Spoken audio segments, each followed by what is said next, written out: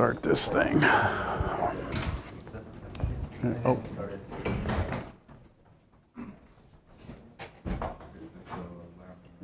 I'm done. Yeah, that's good. Basically, a lamina is an object. It's just a mass, center of mass,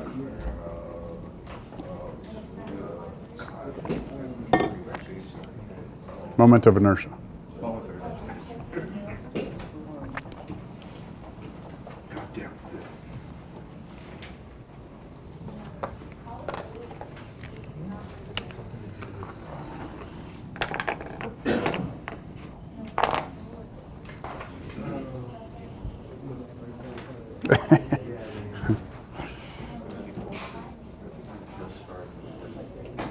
She was sick the past few times. I think I told you. So she had to reschedule like a one of the lessons.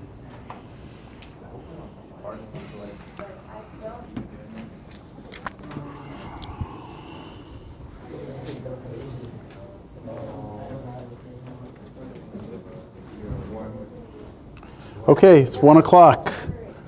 We'll get started here. We ended class last time. We were talking about laminas and centers of mass.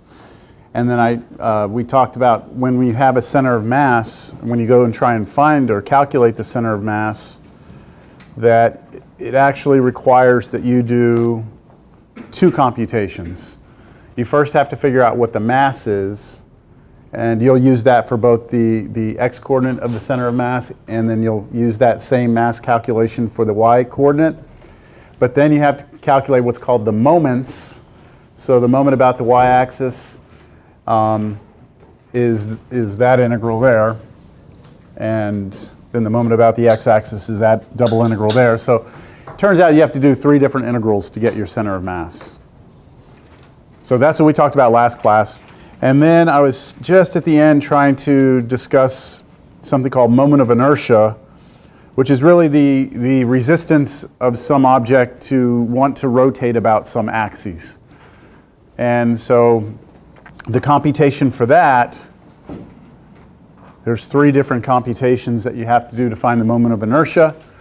So you all understand that x bar, y bar, like that center of mass, that calculation is completely separate from this, right? Okay, so when you do moments of inertia, you can calculate 3 different kinds. You can do the lamina about the x-axis, which would mean like if this is the x-axis, it would be rotation this way, right? And then about the y-axis, you know, if the y-axis, well, let me just draw it. So in 3-dimensional space, let's call this x, y, and z. So if we have some lamina,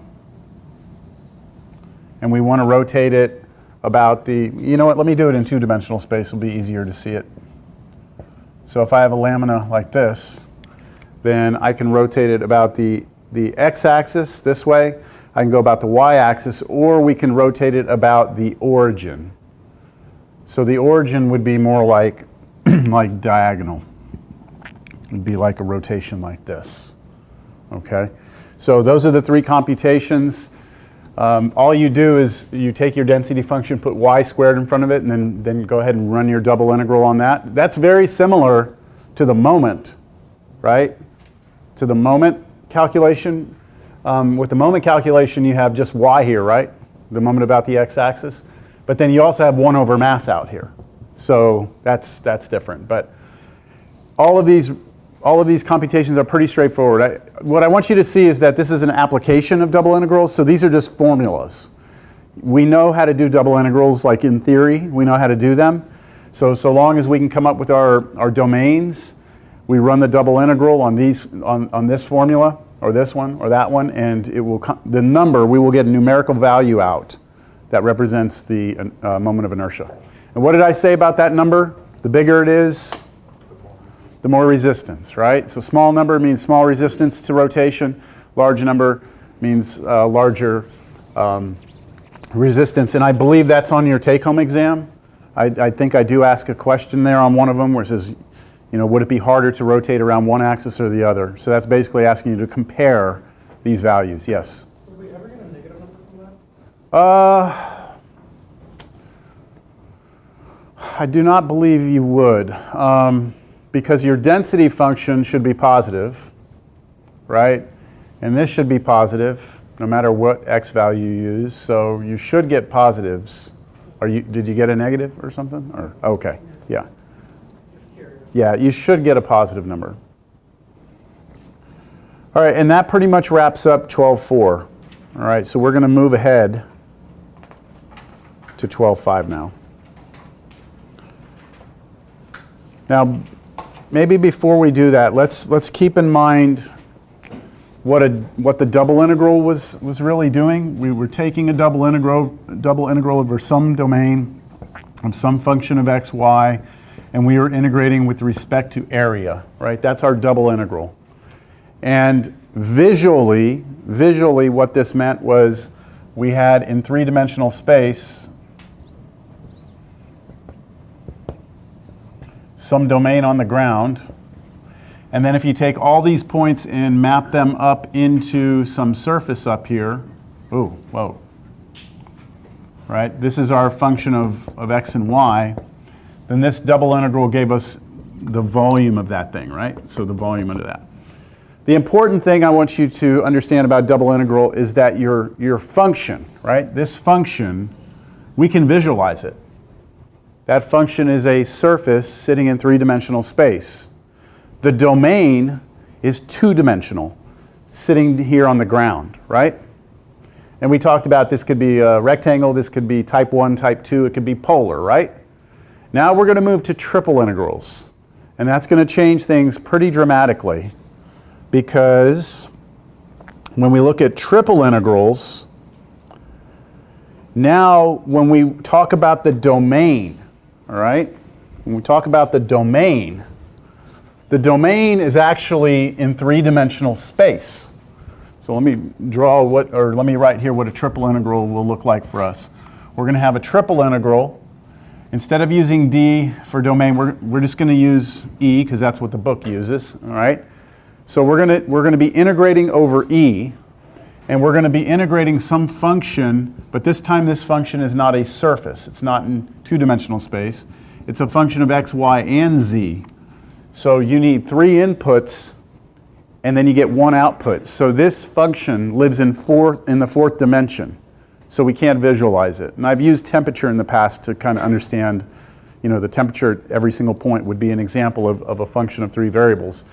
And now we're going to be integrating not with respect to area, because remember in double integral, on the ground, this little thing down here, D, we cut it up into these little patches. And then we took those little patches and plugged them in and got bunch of little boxes. Remember that? Well, now these little patches, that's where we got the idea of dA. These were little infinitesimal areas. But now that we're doing a triple integral, when we take this thing we're integrating over, this lives in three-dimensional space. This does. And so when we take little pieces of it to plug into the function, those are going to be little boxes instead of little boxes, three-dimensional boxes, instead of little two-dimensional squares. And so this will be with respect to volume instead of area. Does that kind of make sense? Okay. So this picture right here that I have for you is an example of just this part of the problem. We're trying to visualize just the domain first. And this is the most simple domain you could possibly have. Remember in double integrals, the most simple domain we had was a rectangle. X was between two constants, y was between two constants. That's what we started with. Well, with triple integral, what if you have your x between two constants, your y between two constants, and now your z between two constants? We're using r and s up there. Then you get this three-dimensional box, right? This parallelepiped is what technical name for it. These edges are supposed to be sharp corners, okay? They look rounded. That's just the computer, all right? So I have a box in three-dimensional space, right? That is an example of one of these solids that I'm going to integrate over. So unfortunately, I cannot show you what this infinitesimal little box in here, take a little infinitesimal box and plug it into the function. I can't show you that because it's in 4 dimensions, understand? But we can take a look at the object itself that we're integrating over E, and what we'll notice is that if we have a box like this, E, that if we were to cast a shadow, again, shine a light from the top down, the shadow on the ground would be a rectangle, right? So this D looks a lot like what we had with the double integral, right? With this shadow down on the ground. And that's important because of where we're going to go with this. Obviously, we don't want to restrict ourselves to just these boxes. We want to have more complicated objects here. So a lot of what we're going to be looking at is the shadow on the ground. So our shadow is a rectangle. Our object itself, E, is a rectangular box or a rectangular prism. There's different names for it. All right, so there's our object we're integrating over. Here is the integral, the triple integral that I just wrote over there. And let me make this a little bit bigger for you. All we've done is we've added one more layer to our integral. So, you know, before we had like an outer integral and an inner integral. When we have three, now we're going to have like an outer, a middle, and an inner. So when we set up our triple integral, we can let our restrictions on the first integral, we can go a to b, but then that would be the dx part because x is between a and b. So dx is going to be out here on the very outside. Then if we go from c to d, then dy will be the middle integral. And then if we go r to s, that's our z, and dz is the inner. So inner, middle, outer, yes? And everything runs the same way as it did in the past. So can we change this order? I mean, I kind of say it right here, right? You can. So with double integrals, you could go, you could go dy dx or dx dy. There were only two options. You were allowed to do that so long as these were between constants, right? So if all three variables are between constants, you can switch this order however you want. So you could have dz dy dx. You could have dz what? Dx dy. That's another one. So you could have what else? Dx dy dz. You could have dx dz dy. You could have dy dz dx. You could have dy dx dz. Do I have them all? Should be 6 total, right? Yeah, I think that's it right there. So you could switch, and of course, any of these would just switch these around, right? To the proper inner, outer, middle. Yes? Questions? Does it seem pretty straightforward? Like just an extension of what we've already done? All right. So let's try one and see how it goes, just to get the mechanics of it down, because the mechanics are pretty much what you would expect. All right, so now we are looking at this, evaluate this triple integral over E, x squared y z. So this right here is our function of 3 variables that lives in 4-dimensional space. And we are trying to find this triple integral. Now, what's weird about this is, like, what does that triple integral represent? Like in a double integral, this would have represented the volume under that surface down to the ground, right? But in a triple integral, what does this, we're going to get a numerical answer. We're going to get a number. What does it mean, right? What does that actually, what's the quantity that represents? So sometimes people call it a hypersolid, the volume of a hypersolid. I mean, it's whatever you want to call it that, but what's a hypersolid, right? It's like a 4-dimensional solid. It's weird. So I think another way to look at it is when we did the double integral, the applications, the last section that we did, 12.4, you know how when we did a lamina and we had a density function, that when you did the integral of a double integral of the density function, that it gave you the total mass of the lamina? Well, if this is the density function of a 3-dimensional solid, where our 3-dimensional solid is that solid right there. Okay, so you imagine you have a box, but its density is different at every point, and that's the function that represents the density. Then if we do this triple integral, this is going to give us the mass of the box. Does that kind of make sense? Or if you did, if this was electromagnetic density, then this will give you the total charge on the entire box.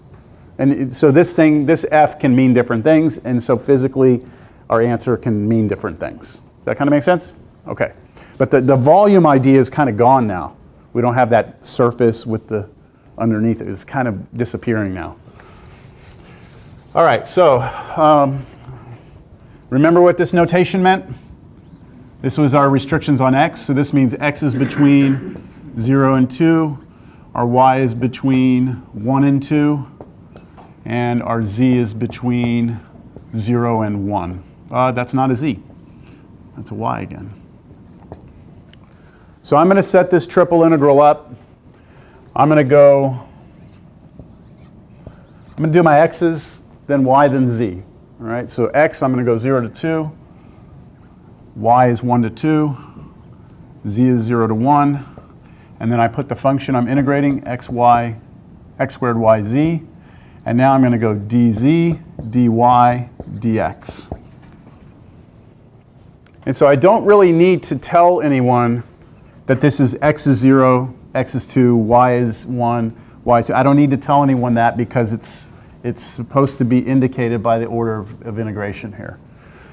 So now I'll just do what I've done in the past.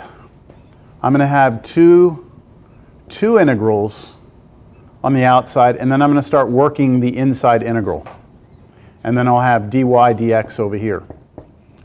So I'm working on just this piece right here. Okay, so I look at this and I say, what is the antiderivative of this with respect to z? So that means treat x squared and y like a constant. So what is it? X squared y z squared right there. Over 2, right? So I'm going to write it like this. I'm going to write it 1/2 x squared y z squared. Right? So that's the antiderivative of that. Now I'm supposed to evaluate that at 2 places. Now here's where it might be worth it to write down what we're replacing. So what's going to be being replaced here? The z, right? Because we're working with z here. So z is 0 here, and z is 1 there. So let's plug 1 in, and that's going to be real nice, right? And then we're going to plug in 0, which is going to completely wipe everything out. So all we'll have is integral 0 to 2, integral 1 to 2, and what did we get when we plugged in 1? 1/2 just x squared y, right? That's all that's left. When we plug in 1 and then we plug in 0 and subtract, we just have that. And now we're integrating that with respect to y and then x. And pretty much at this point, you're back to a double integral, right? So I'm just going to say equals ... And we'll use the computer today to do some of our computations just because time. We don't want to go through the trouble. And I think that's, I don't know, am I jumping it here? Is that pretty much an integral you feel, a double integral you feel comfortable getting? Yeah? Okay.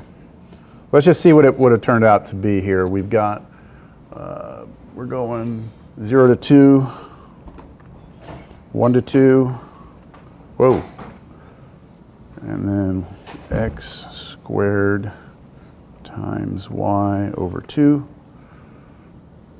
Yeah, and then dy dx. Oh, comes out to be 2. So again, what does 2 represent? It all depends on what that function that we were integrating means, like what it represents. What do you think? Pretty okay? All right.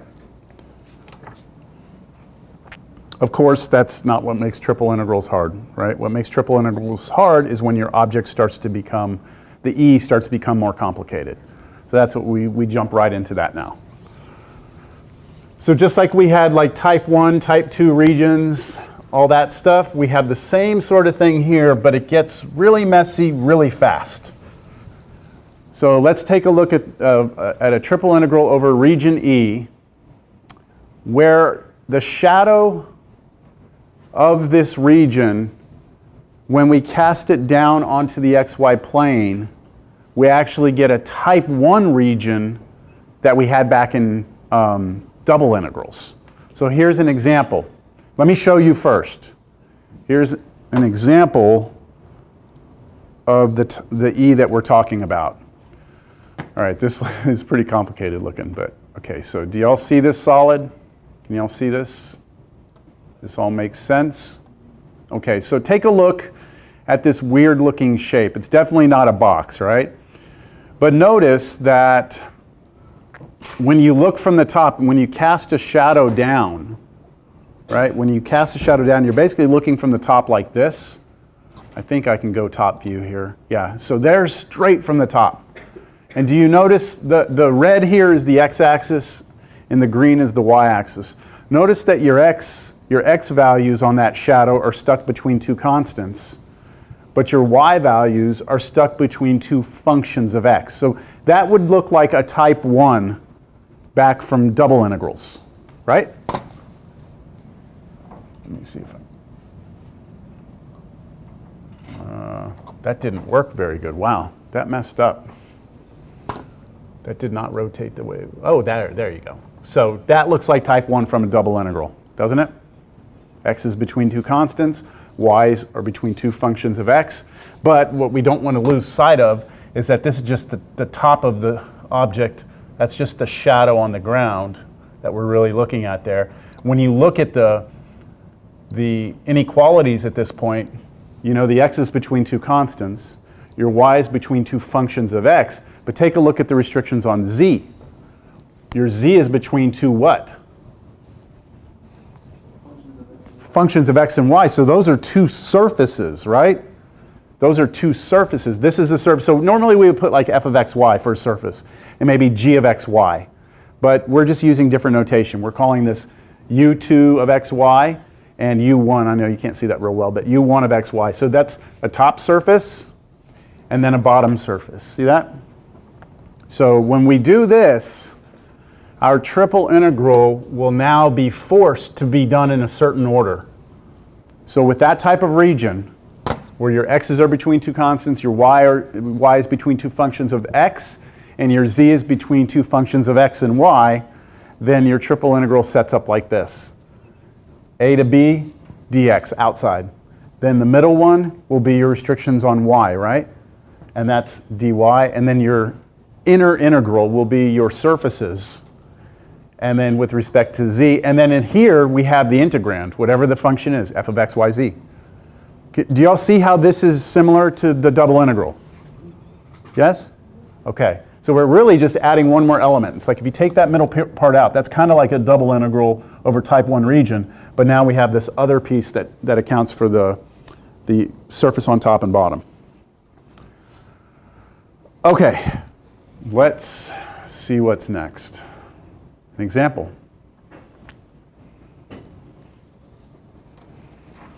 Can you all read that okay? Make it bigger, or are you okay? See it back there? Okay.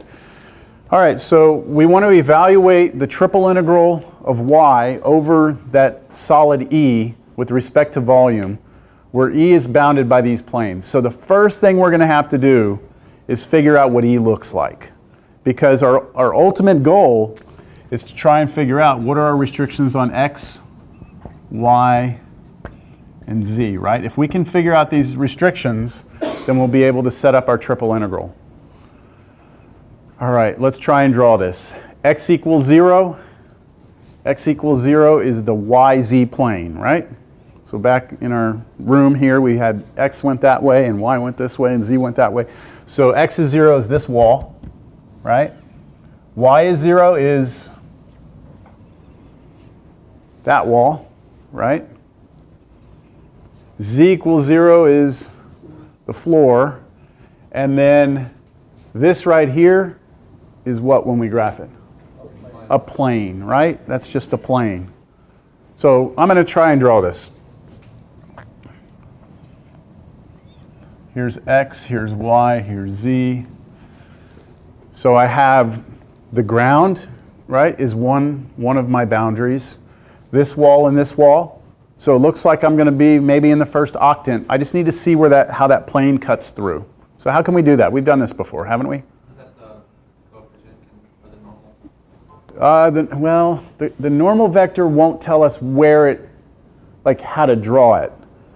The normal vector would just tell us like what's orthogonal to the plane, but how could I draw that plane here? Like, what would be the easiest way to go about that? Do you have your hand up? Yes. You can't tell. Okay, go ahead. I think first by setting y and z equal to 0, figuring out where it intersects the x-axis. Okay. And doing that for both other. For all the other axes. So we know this plane cuts through somewhere, so it'd be nice if we knew where it hit the x-axis, where it hit the y-axis, where it hit the z-axis.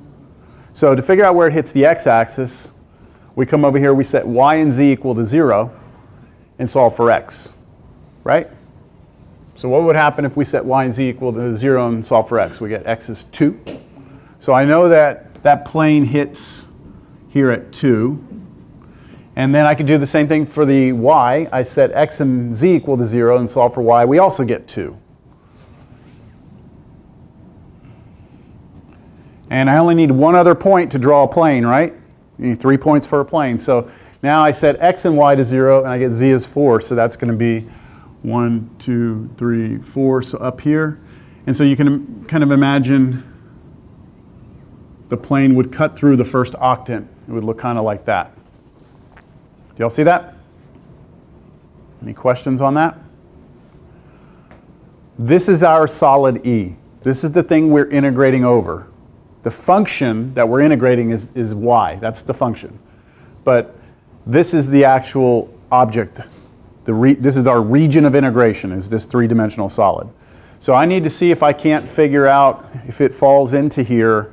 This is obviously not a rectangle, right? It's not a box. Like your x's aren't between two constants, y between two constants, z between two constants.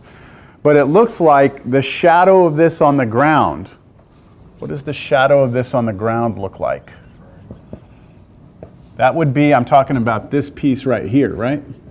That would go here at 2 and here at 2.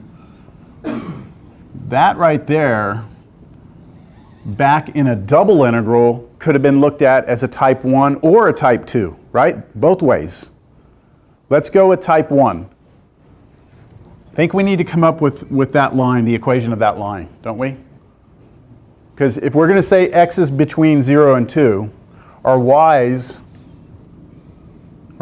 have to be between two functions of x. So I need to solve this, I need to look at that line right there as a function of x. So what is it? How could you do that? Just, yeah, yeah, you kind of already know this is, right, the y-intercept is 2, so you know 2. And then you just need the slope of the line. So just x plus 2. Negative, right? Down 1 over 1, so negative x plus 2, right? That would be your line.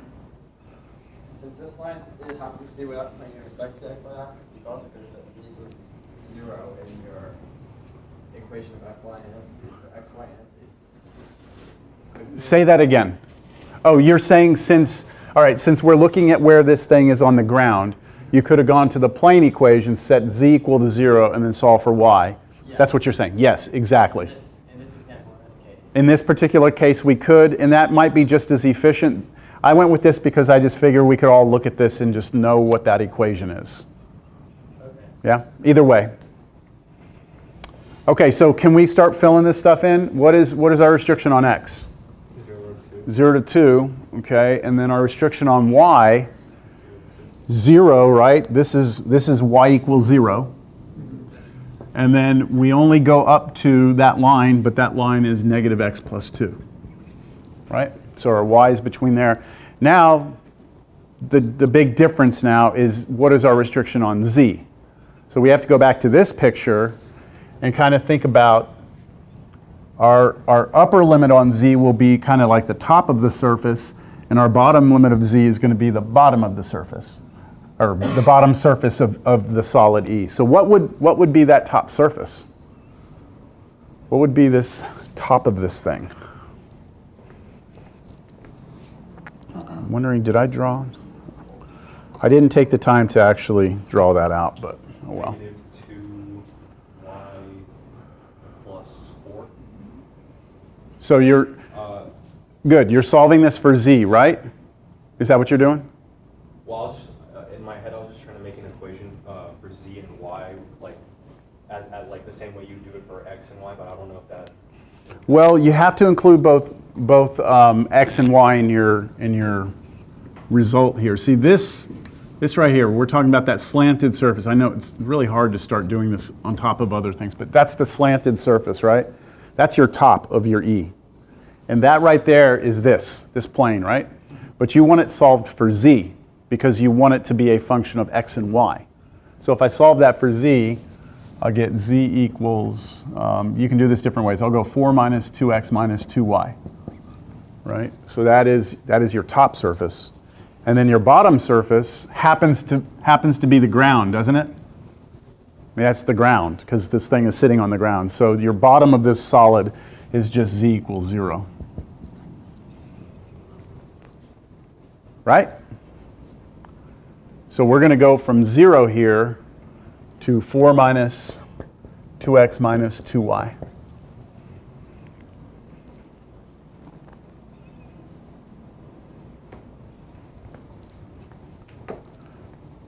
That makes sense or not? Yeah? Okay. All right. Then let's go ahead and let's get this thing going.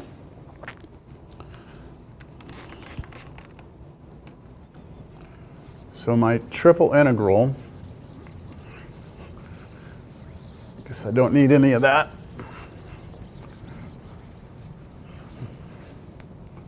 Okay, my triple integral will go from 0 to 2 first. And it's going to go from 0 to negative x plus 2. And then it's going to go from 0 to this 4 minus 2x minus 2y, which is really weird. We're starting to see complicated limits of integration, right? Our limits of integration have always been numbers like in Cal 2. Now they're like variable expressions, and that's just the way it is now, all right? What are we integrating? We're just integrating y. That's it. And that's because that was given to us, right? And we're doing this with respect to volume. So dv is going to be your dx, dy, dz, but you got to get them in the right order. So it's going to be d what first? Z, then y, then x. There you go. So let's do the inner integral first.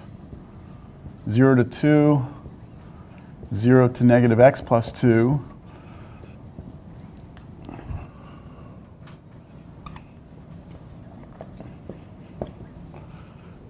Oh, I guess I don't need that much room. The antiderivative of y with respect to z, just yz. And I'm evaluating that, oops, I don't need equals, what am I doing? I'm evaluating that from what to what? Here's the z equals 0. To z equals 4 minus 2x minus 2y. So when we plug this in here for z, we're going to get some expression, right?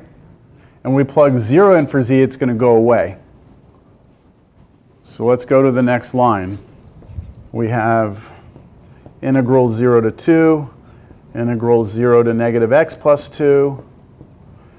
And when we plug z in here, for this, essentially it's going to be that expression with the y passed through every term, right? So how about we just put here like 4y minus 2xy and then minus 2y squared. So that's what we get when we replace z with that. And then we already said when z is 0, it's gone, so we don't need to worry about it. And now we're going to be doing dy and then dx. So now we're back to a double integral, right? We'll integrate this with respect to y. So we'll get like 2y squared minus xy squared minus 2/3 y cubed, and then we'll evaluate from y equals 0 to negative x plus 2. And that's going to suck to plug that in, but you know, that's the way it goes. So can I dot, dot, dot this now? So dot, dot, dot equals, we'll go to the computer, we'll see what the computer says about this. 0 to 2. 0 to negative x plus 2, and we're integrating,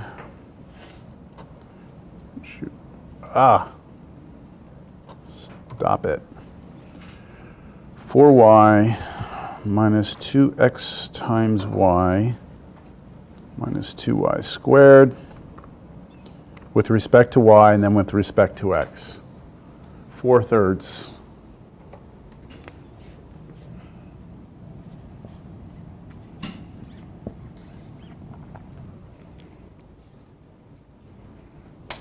Okay? Test, do we have Yes. to go all out to get Yeah, so on the test, on the final exam, there just won't be time for us to take these all the way. So it'll be just getting to probably here, right in this.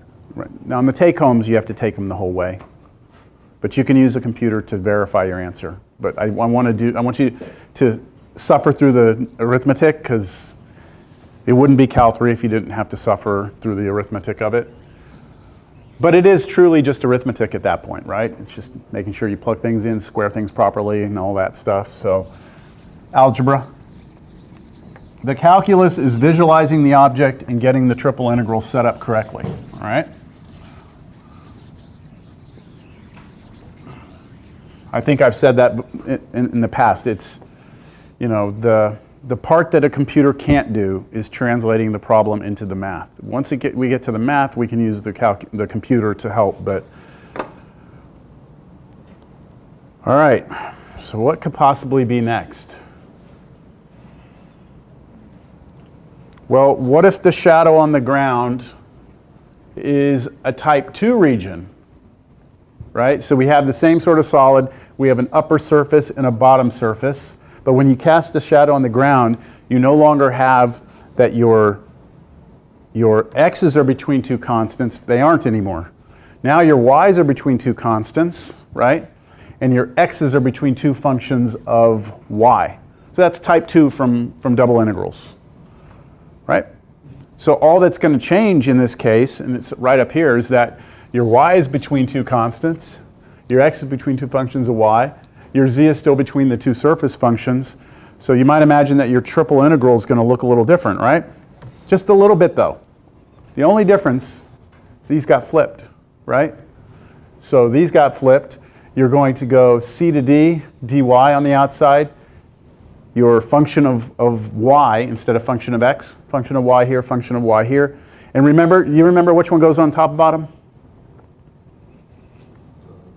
So if we're looking back at this picture, yeah, it's the top one is the one to the right, and the bottom one is the one to the left.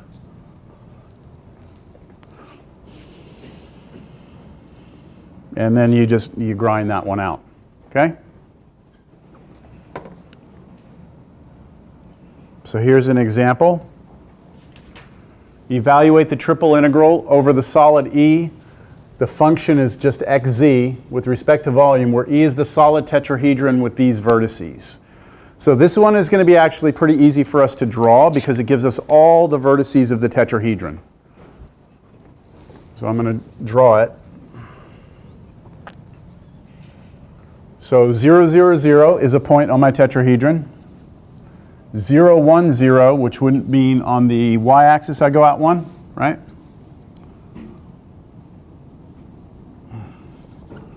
1, 1, 0, which is on the x-axis 1, but then what? 1 on the y-axis, which would come out, it's like imagine a line coming this way, line coming this way. Not perfect, but there's another point, right? You'll see that? That's this one. And then 0, 1, 1, which would be 0 for x, 1 for y, 1 for z, which would be there. So do you all see the tetrahedron that has those vertices? We have, like, that triangle lies on that wall. We have this triangle right here that lays on the ground, right? And then there's one more little line I need to draw, which would go from here to there. Do y'all see it? I'm gonna try better drawing. Gotten kind of sloppy with my drawings here. I'm gonna do my X, Y, Z a little bit more smashed down. Remember I told you when you do that, trying to smash this X down? Might help here. Here's 1, here's 1. Let's say that's 1. So I had the point here, here, and then if I come over here, I think it's about right there. That's where this one and this one come together. And then I go out 1, up 1 like that. So Oh, maybe this picture's not going to be any better.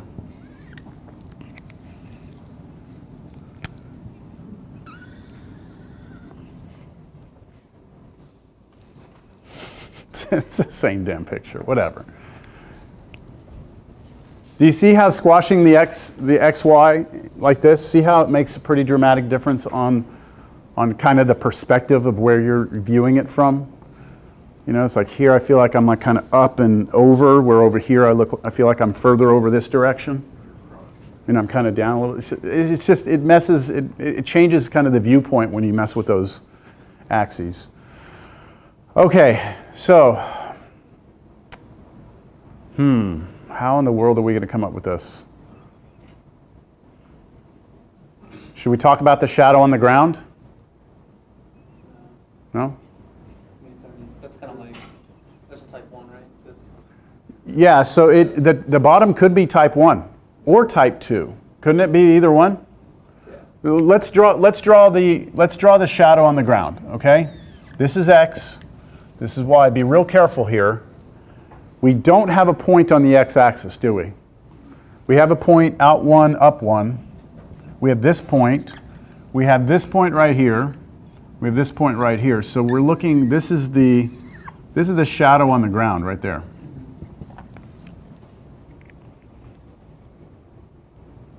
So you could look at this type 1 because you could draw little verticals in here, right? Your x would be between 0 and 1, and then your y would be between two functions of x. But just because we just talked about the second type, let's do it as a type 2 because it'll work as a type 2, won't it? If we go this way instead, then what are our y's between? Our y's are between 0 and 1. And then what about our x's? Our x's are between this line and this line.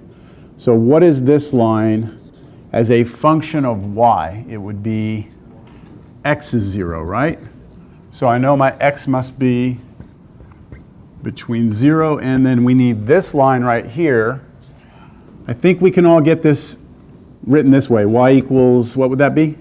Just y equals x, but we want it the other way. We want x equals y, so we're just going to put what here? Y. Is that okay? Milton, that all right? Is that okay? You sure? Okay. Yeah, sorry. That's all right. All right. What's next? You gotta find that top plane. Yeah, you got to figure out your restriction on z, and it's got to be, like you said, a top plane. We got to figure out what is this top plane right here, this top surface. We know what the bottom one is, right? The bottom one is just z is 0, so we're okay with that. But we need that top plane. And how are we going to get the top plane? Use the 3 points. Okay. The one on the origin, Okay. This point, and then 1, 1, 0, which is the top plane. this point here, And then, which is that? 1, 1, no, yeah. Yeah, that one right there. okay? What would we do with those 3 points? You're on the right track. Strip plane. How? What do you need to come up with the equation of plane? You need vectors. You need vectors. So this is where we go back and say, hey, look, in the previous problem, the equation of plane was given, wasn't it? In this problem, the equation of plane is not given. It still draws a tetrahedron, but you don't have the plane equation. So you actually have to go now and say, all right, I'm going to first find this vector that goes from here to here, and I'm going to get this vector from here to here. Why do we get 2 vectors on a plane? So we can cross them to get the normal, right? So we're going back to this idea that we know that all planes can be written like this.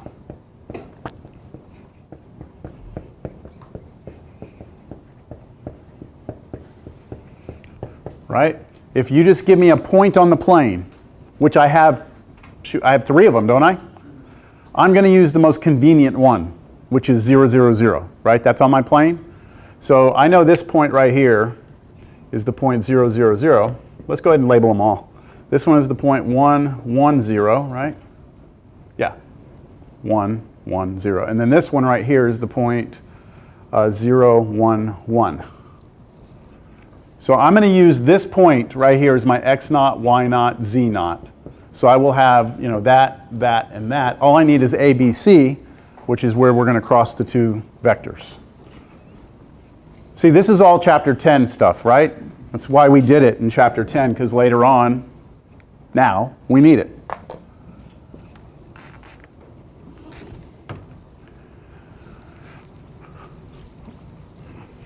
So let's go ahead and do that work. Let's get the vectors. So the vectors that I'm going to be crossing are the vectors.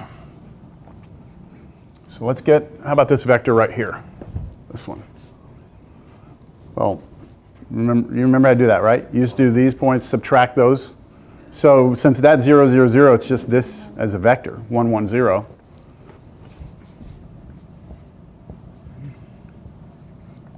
And we're going to cross that. We're going to cross that with, so we're going to cross that with the vector 0, 1, 1, right? And I wrote them vertically so I can do the cross product. So I cover up this and then I do my little thingy. So my answer, the cross product, which is going to be my normal vector, is going to be, let's see, 1 take away nothing, so 1. And then when we do the middle one, we get 1 take away nothing, but then change the sign. And then when I cover up this one, I get 1 take away nothing, and so we get 1 like that. Y'all agree? So the equation of the plane is 1 x minus nothing minus 1 y minus nothing plus 1 z minus nothing equals 0. And if I clean that up, that's just x minus y plus z equals 0. And that is the equation of that plane. And what am I going to do with this? Solve for z. Yep, solve this for z. Because then we will have that top surface as a function of x and y. So z would be a function of x and y. So this now that I didn't know is z equals, let's see, solving that for z, just bring those over. So how about y minus x? And that then becomes my upper restriction. You plug in the zeros because you use the origin. Pardon? You plug in those zeros because you use the origin. Yeah, I used this point right here. I could have used this point or this point, and when you simplified, it would all simplify out to this. It's kind of amazing. I've always thought that's kind of amazing, that if you use any of these 3 points in this, you wind up at the end with the same equation, no matter what. And then I'll kind of backtrack a little bit. Yeah. Can you explain again why it's the x and the y's? How come you didn't do like x from 0 to 1 and then y from 1? Yeah, I got you. Because I wanted to give you an example where we were treating the shadow on the ground as a type 2 region instead of a type 1. The shadow of this on the ground, which I erased, right, this thing? Yeah, that's blue right there. That right there can be viewed as both type 1 or type 2. I did it only as type 2 just to give you an example.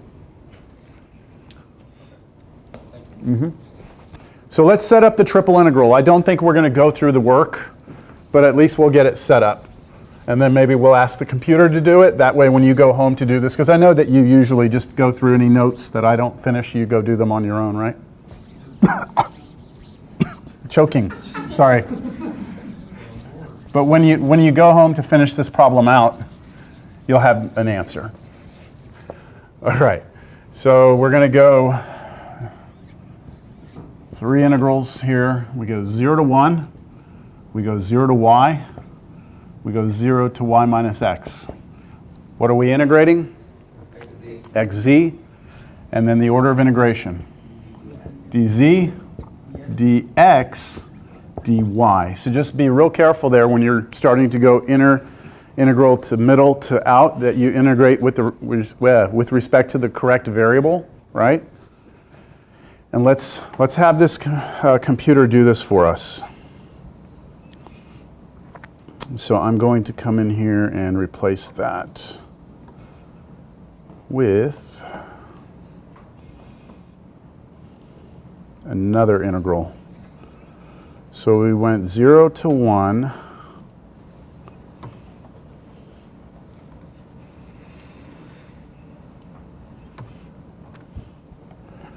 And then we go 0 to y.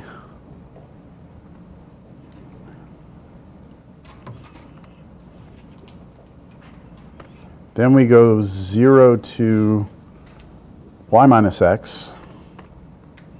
We're integrating x times z. Oh, you know what? Yeah, okay, we're good. Never mind, ignore me. dz, dy, ooh, that would have been incorrect, right? I need that to be dx, and then I need that one to be dy. That would have given me an incorrect answer. So there it is. Here we go. It is 1/120th. Okay.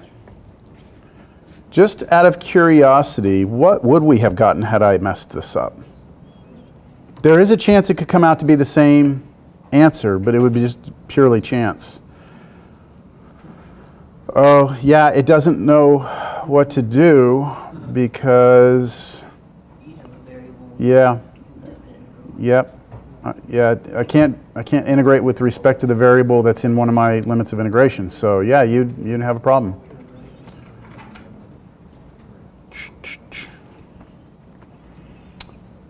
All right, we good? Okay. Now here's where things become a little more problematic. I hope that you've seen, I hope if we were to kind of recap what we've done today, is that when we had a box, right? A box, the shadow on the ground was a rectangle. So everything flowed just like a double integral did. When we have a solid with the surface on top and bottom, and the shadow on the ground is type 1, we have a way of doing the triple integral. If we have a surface on top and bottom and the shadow on the ground is type 2, we have a way of doing it. But the problem is that because we're in 3 dimensions, well, what stops your solid from being something like this? So check this solid out. See, this solid, you could not do it the way we've done it. And the reason why is because the shadow on the ground might be something. Okay, so imagine the shadow of this on the ground, all right, if you can. The problem is you don't have an upper surface and a lower surface. Do y'all see how this line of yellowish orange thing just kind of wraps around? And so you don't have a very clearly defined top surface and bottom surface. So you couldn't come up with like restrictions on Z. However, the way this is drawn, do you see that if you were to cast your shadow, like put a light over here and cast a shadow on the YZ plane instead of on the ground, which is the XY plane, that if you cast that shadow on the YZ plane, then you have your Y's are between 2 constants and your Z's are between 2 functions of Y, and your X's are between 2 surfaces that are functions of Y and Z. Y'all see how that just got really weird fast? It's because you have 3 variables. So you can't just do it like in a double integral, you only really had 2 variables to work with. But now with 3, there's all these different variations. So do y'all kind of see that picture or no? Let me see what I can take out of here. Let me take a bunch of this crap out of here. I do want, well, that's your 2 surfaces. And that's the stuff in between it. Yeah, that's the shadow. That's the shadow right there. But this shadow is not on the ground. It's on the YZ plane instead of on the XY plane. Well, what would you say next then? I mean, if this could happen, then, right? If that could happen, right? If you could have your shadow cast on the YZ plane instead, where else could your shadow be cast? On the XZ plane, right? So you have, and then for each of those shadows, you could have like a type 1 and type 2. So there's like 6 different types of things you could happen. Light source from the top, shadow on the ground is either type 1 or type 2. Light source from, like here it would be light source from here, shadow of the solid on the YZ plane, type 1 or type 2. or light source from over here, shadow onto the XZ plane is type 1 or type 2. So those are 6 different types of triple integrals you could have. Yeah? Not fun. So let's just look at how this would change. Look at our limits. So in this particular case, the light source is coming from here. Our shadows on the YZ plane. Our Y's are between 2 constants. Our Z's are between 2 functions of Y. And then our X's are between 2 functions of Y and Z. So you see how the triple integral changes, right? All that changes, your order of integration is now kind of rearranged. And then you go from constants here, functions of a single variable here, functions of 2 variables here. So that could be messy, right? So the one that's going to be like in between the constants, you know, we consider it's going to be on the outside? Yes. And if you want to look at it that way, the one with the constants is always going to be on the outside, and the one with 2 variables will always be on the inside. And then one with 1 is going to be in the middle.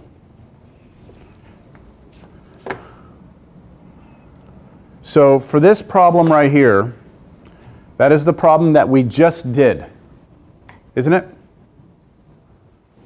That's the same tetrahedron. I would like for us to evaluate that same triple integral, but this time I want us to consider 2 different things. Instead of casting the shadow onto the XY plane, I want us to do it on the YZ plane and then on the XZ plane, and just see how the triple integrals look different, and then we'll have the computer calculate them, and we're going to get the same answer for every single one of them.